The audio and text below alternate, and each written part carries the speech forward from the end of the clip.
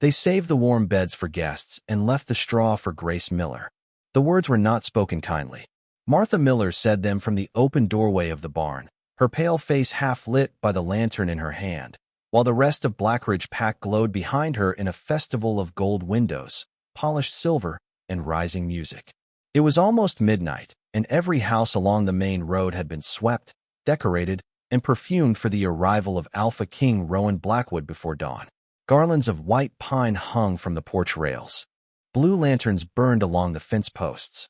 Inside the great hall, Grace had spent the last 10 hours scrubbing floors, carrying firewood, folding linens, and setting the long tables with bread plates and crystal glasses she was not allowed to touch once the guests arrived. Now that everything was beautiful, they wanted her hidden.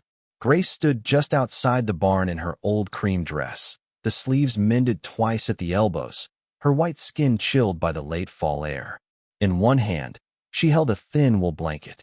In the other, she held nothing, because nothing was what she had been given for herself. "Please," she said, hating how small the word sounded. "I can sleep in the laundry room. No one will see me there." Behind Martha, Rebecca Stone laughed softly. Rebecca was the beta's daughter, wrapped in a midnight blue cloak with silver buttons, her hair shining as if the moon had chosen her personally. She looked past Grace into the barn, where the horses shifted in their stalls and hay dust floated in the lantern light. "The laundry room is near the guest hallway," Rebecca said. "What if someone important smells stable smoke and old flour on you?" Grace lowered her eyes. The necklace at her throat, a small silver pendant shaped like a northern star, rested cold against her skin. It had belonged to her mother, and when Grace was frightened, she touched it to remember that once, someone had loved her without shame. Martha stepped closer. "A poor Omega does not sleep under the same roof as honored guests. Not tonight." The barn door creaked wider. Warm breath from the horses drifted into the cold, carrying the scents of hay, leather, and rain-soaked earth. It was not the worst place Grace had ever slept, and that thought made her chest ache more than the insult. She nodded once, because arguing had never made Martha kinder. "Yes, ma'am." Rebecca smiled. "Good. Try not to look tragic. It makes people uncomfortable." Grace walked inside before they could see what those words did to her. The straw scratched through the thin blanket when she laid it near an empty stall, far from the door where the wind slipped in. Outside, laughter rose from the great hall, bright and careless, as someone tested the musicians for the royal welcome. Grace pulled her knees to her chest and watched the lantern flame tremble. She had decorated those windows. She had polished those glasses. She had baked the honey rolls cooling on the kitchen racks. But when the Alpha King arrived, Blackridge would present itself as noble, generous, and loyal, and Grace would be the secret they locked away before sunrise. She reached for the silver star at her throat. "I am still here," she whispered to herself, so quietly even the horses barely stirred. "I am still Grace." The barn door shut from the outside. The latch fell into place with a soft, final click, and the night swallowed the sound. Grace learned long ago that being useful was not the same as being wanted.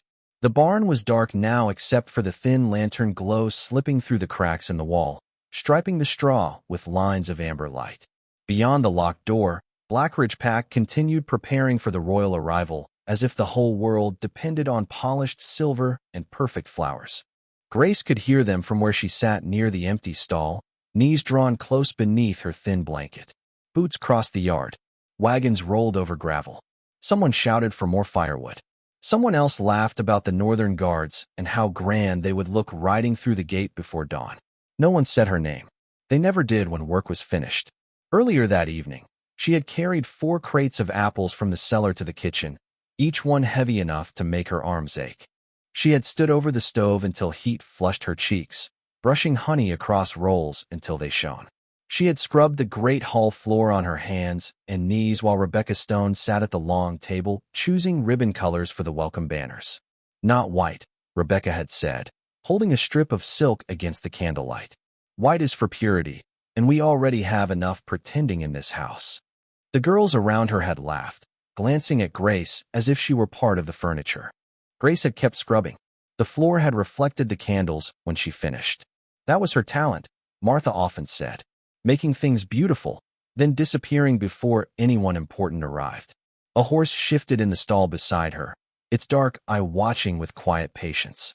Grace reached through the rail and rubbed the soft place between its eyes. "At least you know I am here," she whispered. The horse huffed warmly against her palm, and for a moment, the ache in her chest loosened. She had always been better with animals than people. Animals did not ask about rank. They did not wrinkle their noses at an omega scent too faint to matter. They did not call her poor as if poverty were a stain she had chosen. The silver star at her throat warmed beneath her fingers, though the air was cold enough to make her breath visible. Grace closed her hand around it and remembered her mother's voice, soft and tired but certain. "Keep your heart clean, Gracie. The world will throw mud because it has mud to spare. That does not mean you must carry it." A sudden burst of music rose from the great hall, bright enough to slip under the barn door. Grace pictured the table she had dressed, the blue candles she had trimmed, the guest room she had aired with lavender bundles. She pictured Rebecca wearing moonstones in her hair when the Alpha King entered. Martha would stand beside the pack leaders and smile as if kindness had built her home.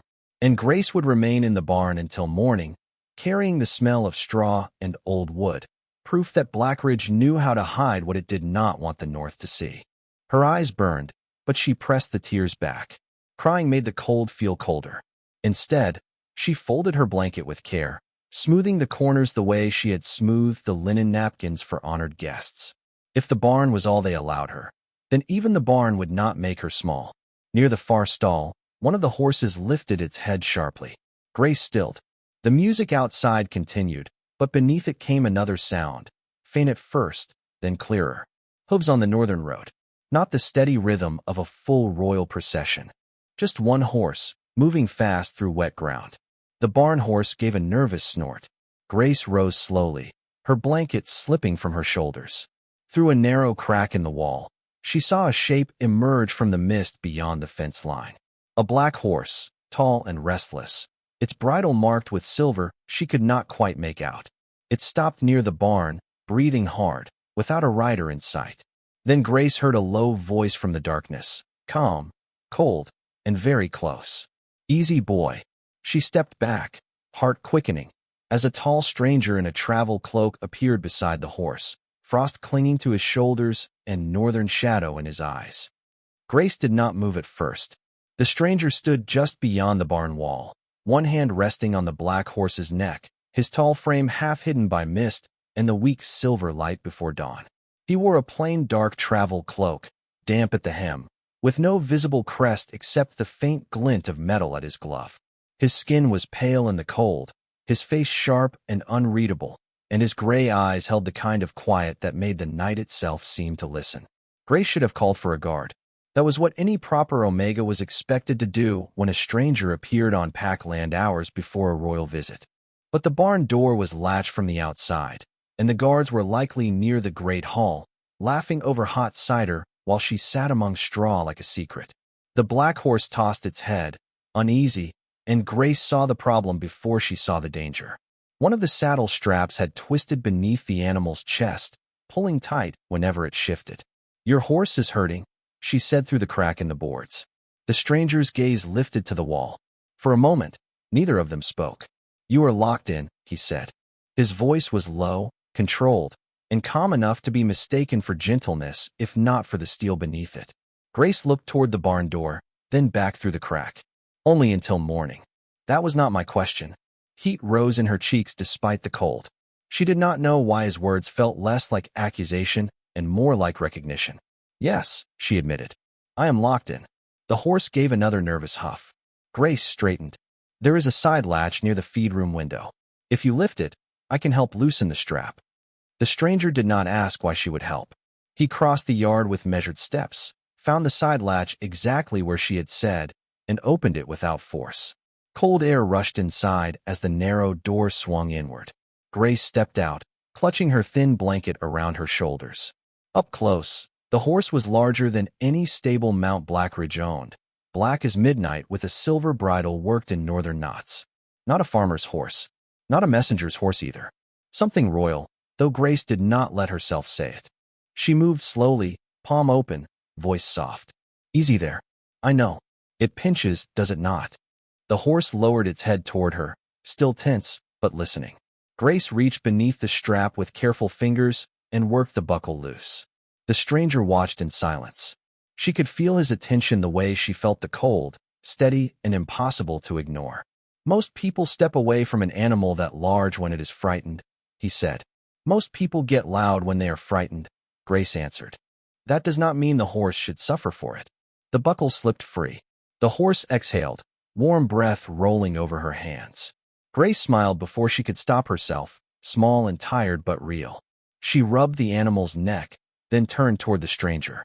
He needs water. There is a trough inside, but it may be half frozen. And you are offering my horse water while standing barefoot in a barnyard. Grace glanced down. In her hurry, she had left her shoes beside the straw. The ground was cold enough to sting. She tucked one foot behind the other. Cold is still cold, sir.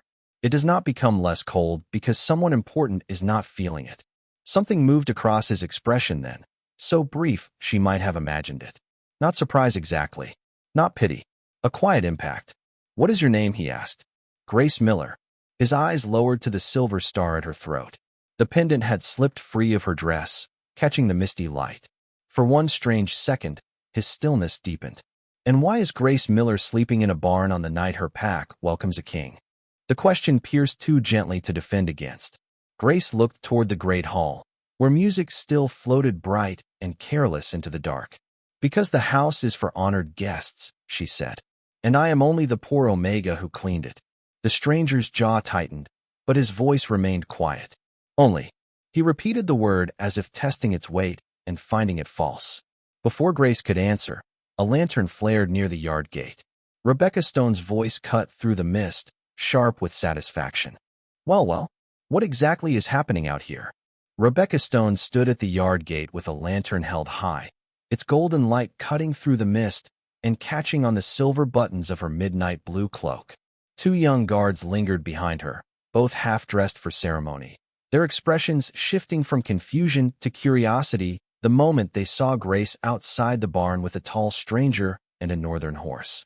Grace's hand was still resting on the animal's neck. Her bare feet ached against the cold ground. The thin blanket hung from her shoulders like proof of everything Rebecca would twist into shame. I asked a question, Rebecca said, stepping closer. Why is the barn Omega entertaining a stranger before dawn? Grace pulled her hand back from the horse, but she did not lower her eyes. His horse needed help. Rebecca glanced at the black horse, then at the stranger. How convenient. A strange man appears, and suddenly Grace Miller discovers courage. One of the guards gave an uneasy cough. The stranger said nothing. He stood beside the horse, quiet as a winter tree, his gray eyes moving from Rebecca to the locked barn door, then to Grace's thin blanket, then back again. Grace noticed everything he noticed and felt heat climb her face. Not because she had done anything wrong, but because being seen clearly was somehow more frightening than being insulted. Rebecca's mouth curved. Do you know what tonight is, Grace? Or did the hay make you forget? The Alpha King is expected before dawn. Every family in Blackridge is preparing to honor him, and you are out here whispering with some traveler like a girl with no sense of shame. Grace's fingers closed around the silver star at her throat. He was not asking for anything improper. His horse was in pain. Of course that is your story. Rebecca turned toward the guards. Bring her to the front yard. Martha needs to see this before the royal party arrives. Grace's stomach tightened. There is nothing to see. Then you will have no trouble explaining it in front of everyone. The stranger finally spoke. She helped my horse. The simplicity of it should have ended the matter. Instead, Rebecca looked him over with the careless confidence of someone used to being obeyed. His travel cloak was plain, marked by road mist, his boots damp with mud, his hair shadowed beneath the hood. Without royal banners or guards behind him, he was only a man she believed she could dismiss. And who are you? She asked. A traveler. Then travel quietly and stay out of Blackridge business. Grace felt the air shift. Not outwardly. The stranger did not raise his voice or move a step. But something cold passed through the yard, so controlled and sudden that even the horse stilled. Rebecca did not seem to understand it. Grace did, though she could not explain why. She turned slightly toward him, her voice low. Please, do not make trouble for yourself because of me. His gaze settled on her. Does everyone here expect you to apologize for their cruelty? The question landed too close to the truth. Grace had no answer. Rebecca snapped her fingers. Enough. Bring her. The guards approached, not harshly, but with the stiff discomfort of men carrying out an order they knew was smaller than honor. Grace stepped away from the horse and reached for her shoes near the barn door, but Rebecca blocked her with the lantern. No. Let them see exactly where we found you. Grace looked down at her bare feet, pale against the dark, wet earth, and the humiliation rose hot behind her eyes. Still, she lifted her chin. If they wanted her ashamed of cold ground, they would have to be disappointed. The stranger's hand moved to the clasp of his cloak, but Grace shook her head once. Not yet. She did not know why that mattered. She only knew Rebecca would turn even kindness into accusation if given one more thing to hold. They crossed the yard toward the great hall, where music faltered as faces appeared in windows and doorways. The sky beyond the rooftops was beginning to pale, though dawn had not broken. Martha Miller came down the porch steps wrapped in a dark shawl, her expression tightening when she saw Grace. What has she done now? Rebecca lifted her lantern like a judge raising evidence. We found her outside the barn with a strange traveler and a northern horse. On the morning of the king's arrival. Martha's eyes flicked to the stranger, then back to Grace, cold and disappointed without needing to ask a single question. Grace, she said, even after all our mercy, you still find a way to disgrace this house. Grace's voice came out quiet. I gave water to a horse. Laughter rippled from the porch, soft and cruel. The stranger stood at the edge of the lantern light, watching every face, every smirk, every silence. Rebecca moved beside Martha, satisfied. She should be kept by the barn until the royal welcome is over. Martha nodded slowly. Yes, before she embarrasses us further. The first bell rang from the eastern tower, signaling the final hour before dawn. And in that sound, Grace heard the door of her small life closing again, while the stranger in the travel cloak watched Blackridge Pack reveal exactly what it valued. The front yard of the great hall filled quickly, as if Blackridge Pack had been waiting all night for something uglier than ceremony to entertain them. Lanterns glowed along the porch rails. Blue banners snapped in the early morning wind. The long tables inside still shone with the work of Grace's hands, but out here, beneath the paling sky, she stood barefoot near the barn path while everyone looked at her as if she were the stain on their perfect welcome. Martha Miller held her shawl tight around her shoulders, her voice calm in the way it became when she wanted cruelty to sound like discipline. You were given shelter, food, and a place in this house despite your circumstances. And this is how you repay us on the morning of the king's arrival. Grace kept her fingers around the silver star at her throat. The pendant was cold now, colder than the ground beneath her feet. I did not betray anyone. I helped the horse that was frightened. Rebecca Stone gave a delicate sigh. And the traveler? Faces turned toward the tall stranger at the edge of the yard. He remained where he was, partly in shadow, the black horse standing behind him like a piece of the night that had refused to leave. He spoke for himself, Grace said. He told you what happened. A stranger's word means little before dawn, Rebecca replied. Especially when a poor Omega is desperate to escape the place that has fed her. The words drew a low murmur from the porch. Grace felt each sound press against her skin, but she did not bend. The stranger's gaze stayed on her, steady and unreadable. She wondered why he did not simply walk away. No one here had shown him kindness except her, and even that had brought trouble to his feet. Martha turned to the guards. Take her back to the barn. Lock it until the royal welcome is finished. We will decide later what must be done. Grace's breath caught. Later. That word had followed her for years. Later, they would discuss her place. Later, they would consider her needs. Later, they would tell her who she was allowed to be. Rebecca stepped closer, lowering her voice so only Grace and the first row could hear. You should be grateful. Some packs would put an Omega like you out on the road. Grace looked at her then, really looked. At the smooth hair, the shining cloak, the eyes that mistook comfort for worth. Maybe the road would be kinder. The words were quiet, but they reached farther than she expected. A few people went still. Rebecca's smile vanished. Martha's face tightened with embarrassment. Before anyone could answer, the stranger moved. Not toward Grace. Toward the center of the yard, where the lantern light finally reached him fully. Who leads Blackridge Pack? He asked. His voice did not rise, yet every conversation around the yard thinned to silence. A broad man in a formal gray coat stepped from the porch, Alpha Warren Stone, Rebecca's father and the master of the house. He looked irritated to be summoned by someone he believed beneath him. I do. And you would be wise to remember you are a guest on our land. The stranger looked at him for one long moment. A guest sees what the host chooses to show. He removed one black glove finger by finger, slow enough that the yard seemed to hold its breath. On his right hand, beneath the lantern glow, a silver ring appeared, carved with the crowned wolf of the northern throne.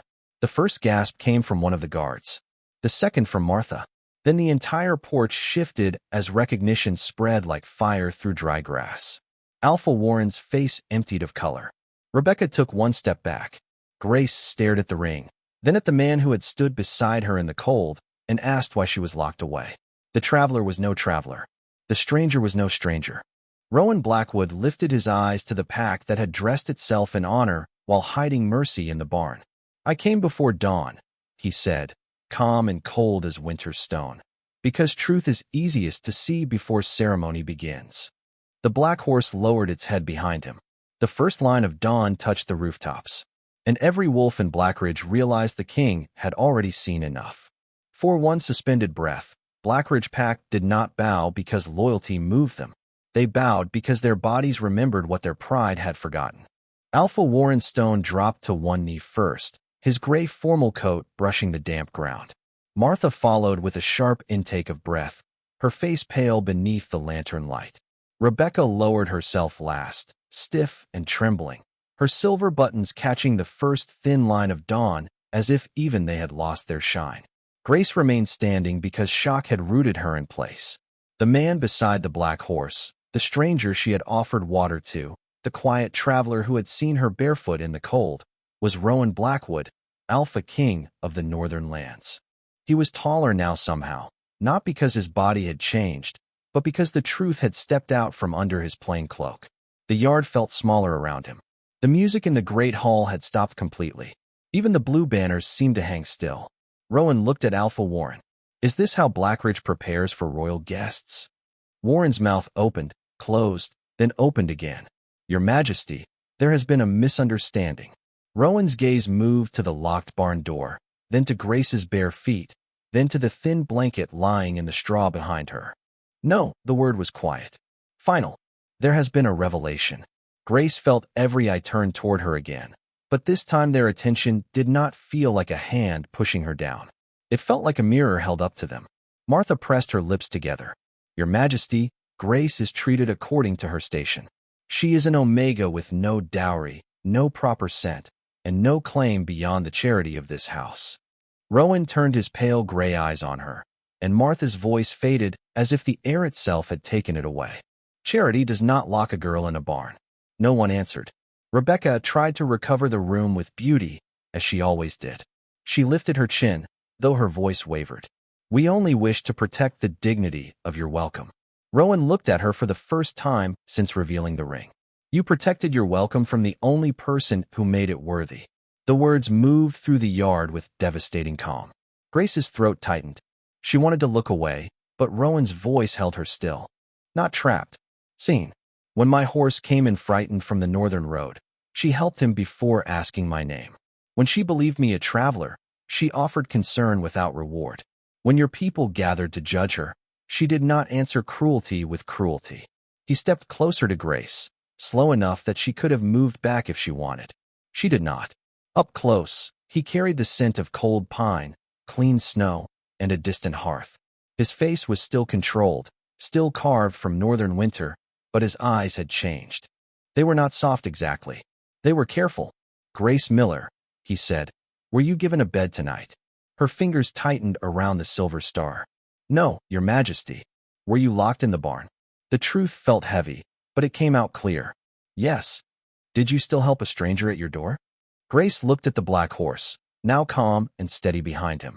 Yes. Rowan turned back to the pack. Then remember this before dawn breaks. Rank did not show honor here. Wealth did not show honor.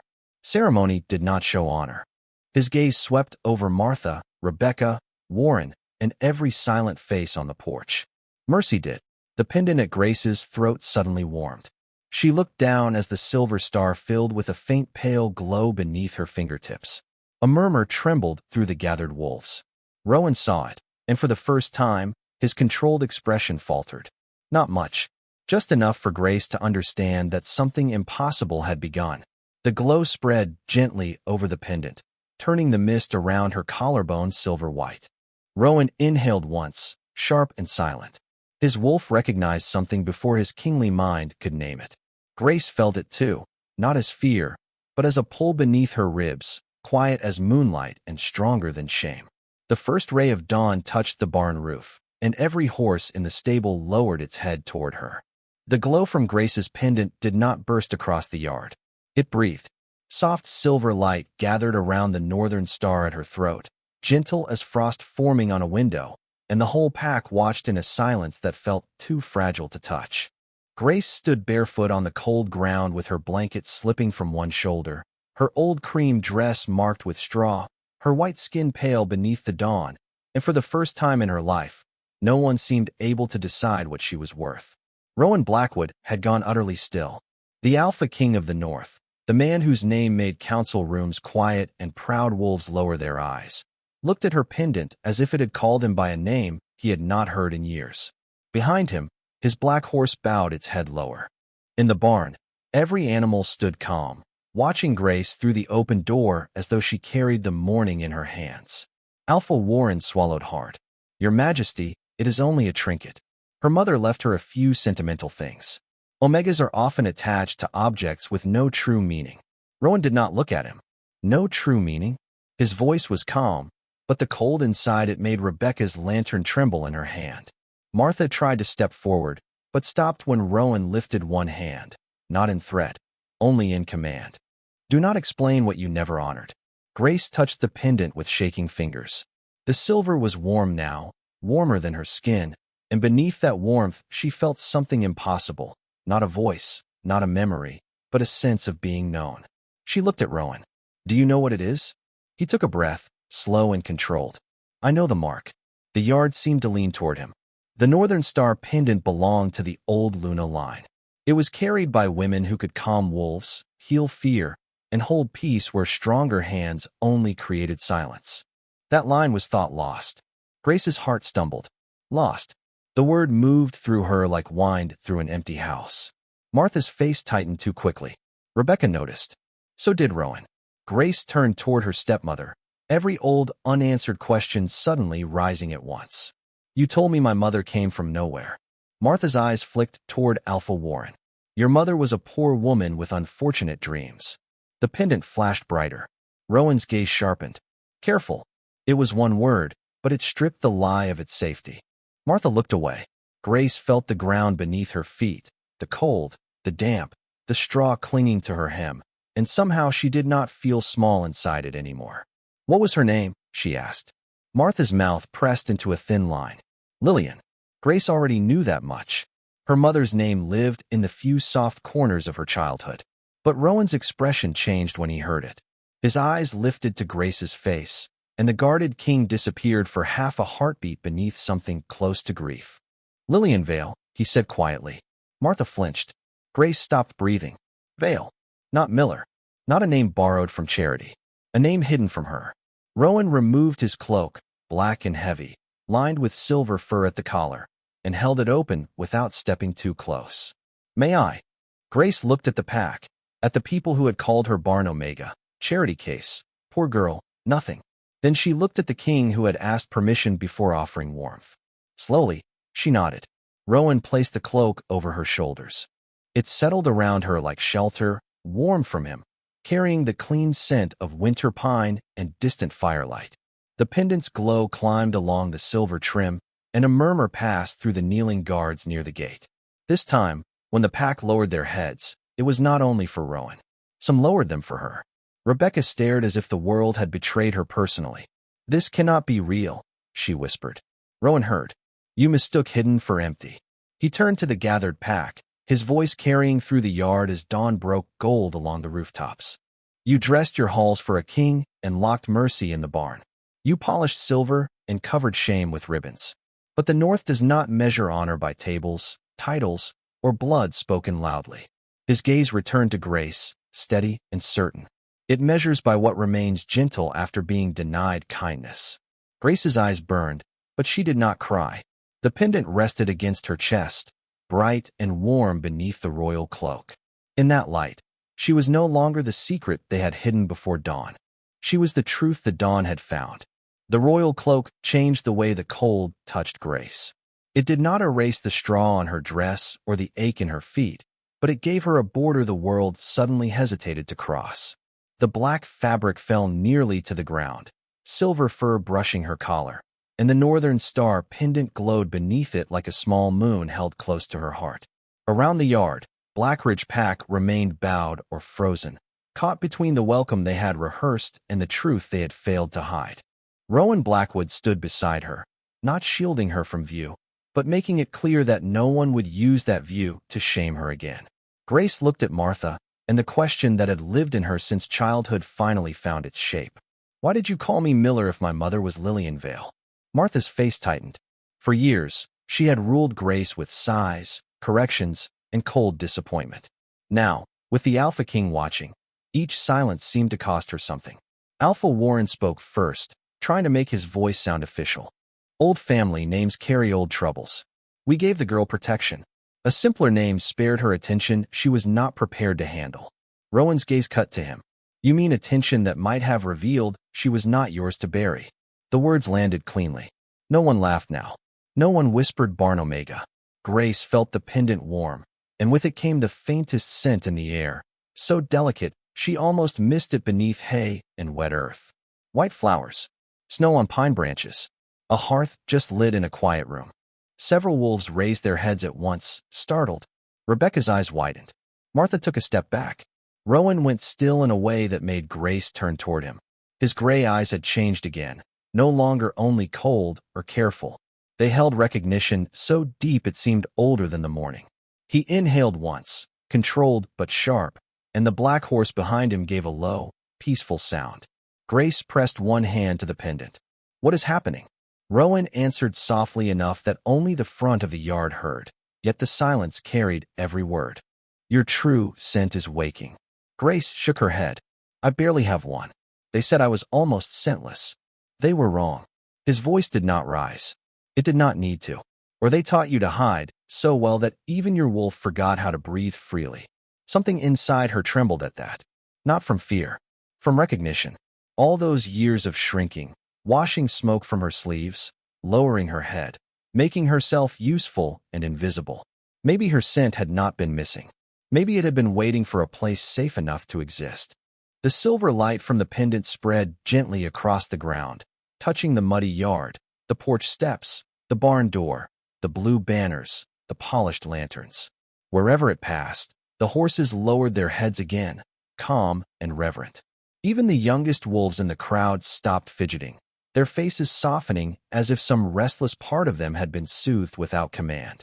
Rowan looked at Grace then, and the bond between them did not strike like a storm. It opened like dawn through a locked room. Quiet, certain, unavoidable. Grace felt him before she understood him, not as ownership, not as pressure, but as a steady presence beside the wounded places in her chest. Her breath caught.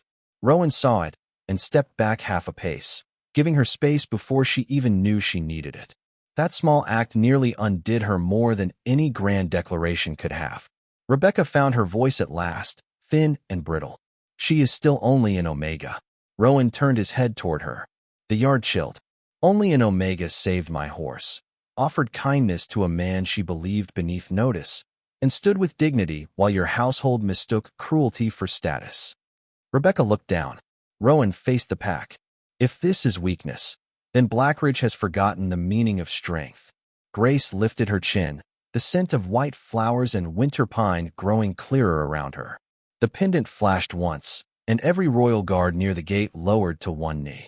Rowan did not kneel, but his hand moved to his chest in the old northern salute, a gesture of honor given only to bloodlines and bonds the throne recognized. Grace stared at him, shaken. Your Majesty. Rowan, he said quietly. Not a command. An offering. The first true choice anyone had given her that night. Dawn brightened over the rooftops. and the northern star at her throat answered with a glow so pure that even Martha could not look away. In the silence that followed, Grace understood that the barn had not been the end of her story. It had been the last place they could hide her before the north found its Luna. The word Luna did not fall over Grace like a crown. It settled like a question she was finally allowed to answer for herself. The yard outside the great hall glowed with the first full light of dawn, soft gold spilling across the blue banners, the polished porch rails, the barn door, and the faces of every wolf who had watched her stand barefoot in the cold. Grace could still feel the straw caught in the hem of her dress. She could still feel the sting of old names, Poor Omega, Charity Girl, Barn Shadow. But under Rowan Blackwood's cloak, with the silver star warm against her heart, those names no longer reached the deepest part of her. Alpha Warren bowed his head lower, his voice rough with caution. Your Majesty, if the girl truly carries the veil line, Blackridge would be honored to keep her under our protection while the matter is reviewed. Grace almost laughed. Protection. The word sounded strange from a house that had given her a locked barn for a bedroom. Rowan did not look at him immediately. He looked at Grace. Do you wish to stay? No one had asked her that before. Not Martha when she assigned her chores. Not Rebecca when she mocked her. Not Warren when he decided where she belonged. The simplicity of the question opened something inside her wider than the glowing pendant ever had.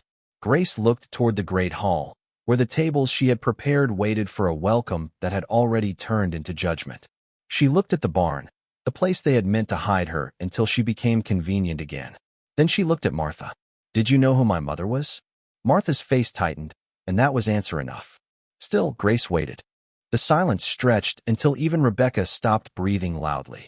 Martha finally whispered, Your mother asked for shelter. She brought trouble with her name. I did what I thought was necessary. Grace nodded slowly, not because she accepted it, but because the truth had finally stepped into the light. You taught me to be grateful for a corner of your house, she said. But you never gave me a home. Rowan's gray eyes remained on her, steady and quiet. He did not speak for her. That mattered more than any protection he had offered. Grace turned back to him. I want to know who she was. I want to know who I am. Rowan inclined his head. Then the North will open its records, its halls, and its memory to you. Warren's mouth tightened. She is still bound to Blackridge by household law. Rowan faced him then, cold returning like winter over still water. Household law does not bind a woman kept by neglect and hidden by shame. From this dawn forward, Grace Miller, daughter of Lillian Vale, stands under the protection of the Northern Throne. The royal guards bowed as one. The sound of their knees meeting the ground was soft, but it carried through the yard like a final seal.